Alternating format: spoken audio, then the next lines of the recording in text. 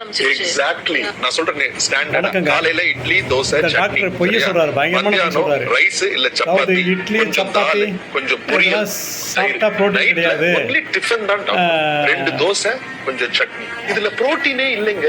வேற ஏதாச்சும் சாப்பிட்டாதான் நம்ம டயட்ல உங்களுக்கு புரோட்டீன் அது ஏதோ ஒன்னு சொல்றாரு சரியா விளங்கல சோ எலும்பு விளங்காத மாதிரி சொல்றாரு இருக்க வரைக்கும் தானே தாத்தா பாட்டி இவங்க எல்லாம் 40 வயசு வரைக்கும் எப்படியோ அப்பயே idli dosa especially the man அரிசியால அந்த ப்ரீ மெனோபாஸ் மெனோபாஸ் அதாவது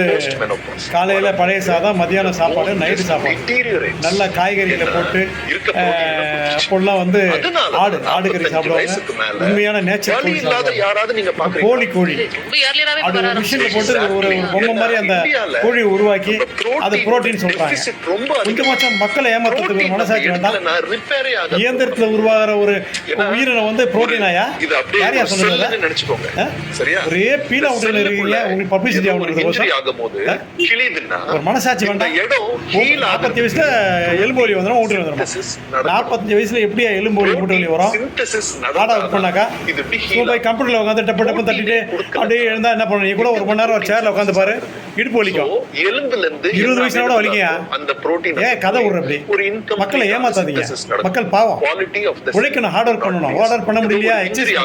காலையில சாயந்தரம் குறைஞ்சபட்சம் முக்காவர் ஒன்றரை நேரம் எக்ஸசைஸ் பண்ணுங்க உனக்கு ஹெல்த் எப்படி இருக்கு பாரு நடக்கணும் அதிர்ச்சியானதை கேள்விப்படாது அதிர்ச்சியான கேள்விப்பட்டேன்னா உனக்கு ஹார்ட் ப்ராப்ளம் வரும்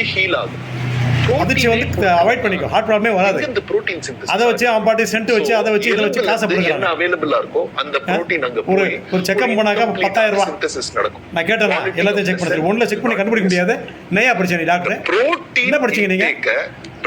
கண்டுபிடிக்க முடியாது எல்லா டெஸ்டும் எடுக்கணும் சமைச்சு அப்ப மிஷினே ட்ரீட்மெண்ட் கொடுத்துட்டு போமா நீ இதுக்கு ட்ரீட்மெண்ட் கொடுக்குற மிஷின்ல ஒரு இது போட்டு விட்டுரு ஆப் போட்டு விட்டுரு இதுக்கு இந்த ட்ரீட்மெண்ட் தட்டினா அது கொடுத்துற போகுது எதுக்கு நீ ஒரு பீஸ் வாங்குற தனியா மிஷின்லயே வைத்து சொல்லிட்டு போங்க எடுக்கணும் மக்கள் எப்படி ஏமாத்துறீங்க இதெல்லாம் பாவம் ரொம்ப பாவம் பாவத்தை செய்றீங்க